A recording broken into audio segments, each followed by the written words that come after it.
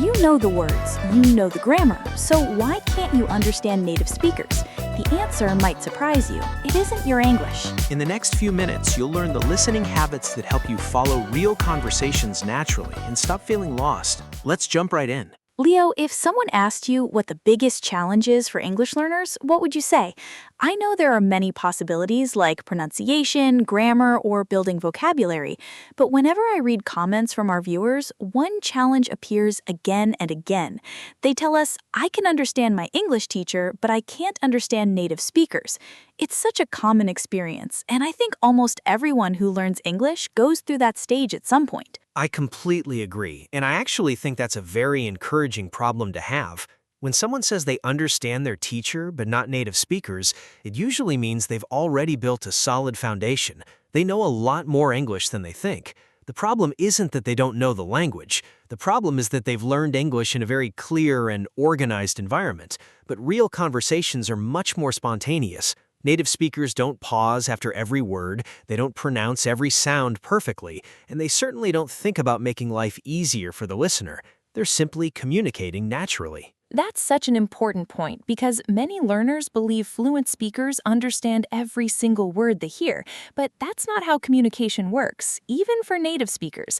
Have you ever been talking with someone in a noisy restaurant and needed them to repeat themselves? Oh, absolutely. More times than I can count. Sometimes the music is too loud, sometimes another person starts talking at the same time, or maybe someone simply mumbles. Native speakers ask each other to repeat things all the time. It's completely normal. Unfortunately, many learners think asking to repeat is a sign that they're failing, when it's actually just part of everyday communication. That's something I'd love for everyone watching to remember. Asking for clarification isn't embarrassing. In fact, it's a communication skill. You could simply say, "Sorry, could you repeat that?" Or, "I didn't quite catch that." Those are natural expressions that native speakers use every day. Speaking of expressions, here's something interesting. Many learners spend years learning individual words, but native speakers often speak in chunks instead of separate words. For example, instead of saying, "What are you going to do?" very clearly, someone might naturally say, "What you gonna do?" If you've only studied each word separately, that sentence sounds completely unfamiliar, even though you already know every word in it. That's actually one of the biggest secrets, isn't it? Native speakers connect words together, they reduce sounds, they shorten common expressions, and sometimes entire syllables almost disappear. At first, that can sound impossible to understand, but after enough exposure, your brain starts recognizing those patterns automatically. Exactly. It's very similar to listening to your favorite song. The first time you hear it, maybe you don't understand all the lyrics. Then you hear it again, and suddenly you recognize an entire sentence. After listening 20 times, you can sing almost every word. Your ears get trained without you even realizing it. I love that comparison because learning to understand spoken English really is ear training. Most learners focus on speaking practice, which is wonderful, but they sometimes forget that listening is a skill too.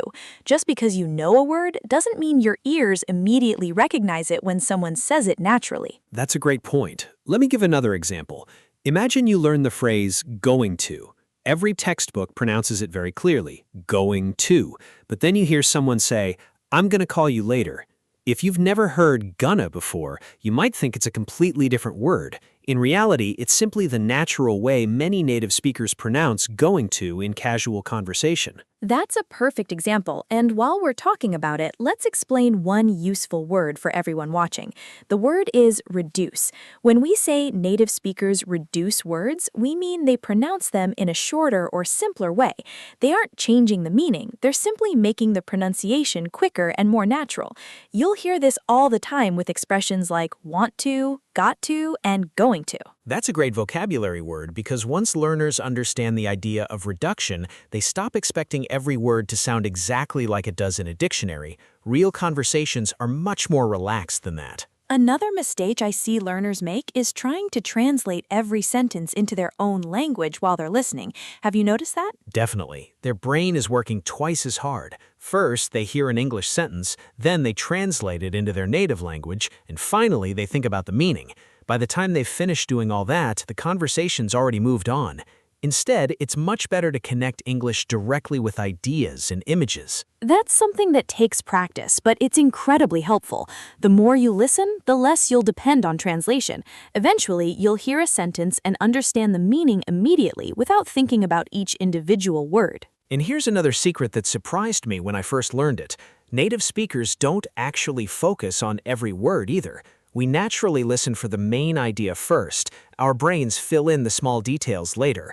That's why if someone uses one unfamiliar word, we usually don't panic. We simply keep listening because the rest of the conversation almost always explains what they mean. That's such an encouraging thought because it means you don't have to understand 100% of everything you hear. Your goal isn't perfection. Your goal is communication. If you understand the message, you've already succeeded. Exactly. And I think that's the perfect place to continue because there are several practical habits that can train your ears much faster. They're surprisingly simple, but they make a huge difference once you start using them consistently. I agree. Let's talk about those next because I think they'll completely change the way people practice listening. One of the best habits you can build is listening to English every single day, even if it's only for 10 or 15 minutes. A lot of learners think they need to study for 2 hours to make real progress, but consistency is much more important than long study sessions. Listening to English a little every day trains your ears gradually, and before you realize it, you'll start recognizing words and expressions that used to sound impossible to understand. I completely agree. Sometimes people tell me I listened to an English podcast for an hour, but I still couldn't understand much. Then I ask them how often they practice, and they say maybe once a week. That's the difference. Your brain needs regular exposure to the language. It's similar to exercising. Going to the gym once for 3 hours isn't nearly as effective as going for 30 minutes several times a week. The same idea applies to listening. Another thing that makes a huge difference is listening to the same content more than once. Many learners always look for something new because they think repeating the same conversation is boring. But repetition is actually one of the fastest ways to improve your listening skills. The first time you listen, you're simply trying to understand the general idea. The second time, you notice words you missed before. By the third or fourth time, you're recognizing expressions almost automatically. That's exactly how children learn their first language. Nobody tells a child to hear a story only once. Children love hearing the same story again and again because every repetition helps their brain recognize new patterns. Adults can learn the same way. Repetition isn't a sign that you're moving slowly. It's proof that you're building stronger listening skills. Another strategy that I wish someone had told me much earlier. Instead of trying to understand every individual word, try predicting what the speaker's going to say next. Real conversations follow patterns. If someone says they're going on vacation, your brain can already expect words like hotel, airport, flight, beach, or passport. Those predictions make listening much easier because your brain is already prepared for the vocabulary. That's such an important point. Our brains love patterns, and native speakers rely on them all the time without realizing it. We aren't decoding every single word like a puzzle. We're constantly making small predictions based on the topic, the situation, and the previous sentence. That's why conversations feel so natural. Exactly. Imagine I say, yesterday I went to a restaurant and when the waiter brought my food, even before I finish the sentence, you're already expecting me to talk about the meal, the service, or maybe something funny that happened. Your brain is actively participating in the conversation instead of simply waiting for words to arrive. Speaking of participating, here's another habit that many learners overlook. Don't just listen silently. Try repeating what you hear. This technique is called shadowing, if that word is new for you. Shadowing means listening to a native speaker and repeating what they say almost immediately, trying to copy their rhythm, pronunciation, and intonation. It's one of the most effective ways to improve both listening and speaking at the same time. I love shadowing because it forces you to pay attention to how English really sounds. You're not only learning vocabulary, you're learning rare native speakers' pause, which words they emphasize, and how they connect sounds together naturally. At first, it feels challenging, but after a little practice, you start noticing huge improvements. And remember, you don't need long recordings. Even 1 minute of audio is enough. Listen to one sentence, pause it, repeat it, and then move on to the next sentence. Quality is much more important than quantity. That's true. In fact, I'd rather practice with one excellent conversation 10 times than listen to 10 different conversations only once. The goal isn't to finish as much content as possible. The goal is to understand English more naturally every day. There's another mistake I'd like to talk about because I see it very often. Some learners only listen to slow English because they think they're not ready for natural conversations yet. While slow English is a wonderful way to begin, it's important to gradually include authentic English too. Otherwise, your ears never adapt to the speed and rhythm that native speakers actually use. That's a great point. Think of it like riding a bicycle with training wheels. They help you learn the basics, but eventually you need to remove them. The transition might feel uncomfortable at first, but that's exactly how you continue improving. You don't have to understand everything immediately. You simply need to become familiar with the sound of real English. Let me ask you something, Leo. Do you think accents make listening much more difficult? They definitely can, especially in the beginning. English is spoken all over the world, so you'll hear American, British, Canadian, Australian, Irish, and many other accents. At first, one accent may feel much easier than another, and that's completely normal. My advice is to become comfortable with one accent first. Once your listening skills become stronger, exploring different accents becomes much less intimidating. I completely agree. Many learners worry because they don't understand every accent equally well, but even native speakers sometimes need a moment to adjust when they hear an unfamiliar accent. Listening is always easier when your brain has already heard those speech patterns before. That's true. The important thing is not to avoid different accents forever. Instead, introduce them gradually. Over time, your ears become much more flexible, and switching between accents feels more natural. You know, there's one more thing I'd like to mention because it's something learners rarely hear.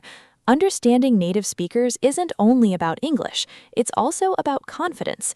If you begin every conversation thinking, I'm not going to understand anything, your brain becomes tense before the conversation even starts. That's so true. Our mindset affects the way we listen. When we're nervous, we focus too much on mistakes instead of meaning. But when we're relaxed, our brain processes information much more efficiently. That's why confidence is such an important part of language learning. Exactly. Instead of telling yourself, I have to understand every word, try saying, I'm going to understand the main idea. That small change takes away a lot of unnecessary pressure, and you'll probably understand more than you expect. And if you miss something, don't panic, just keep listening. Many learners stop mentally because they didn't understand one sentence. Meanwhile, the speaker continues talking and they miss even more information. Let the conversation continue. Very often, the next sentence explains the one before it. That's excellent advice. Communication isn't about perfection. It's about understanding enough to keep the conversation moving.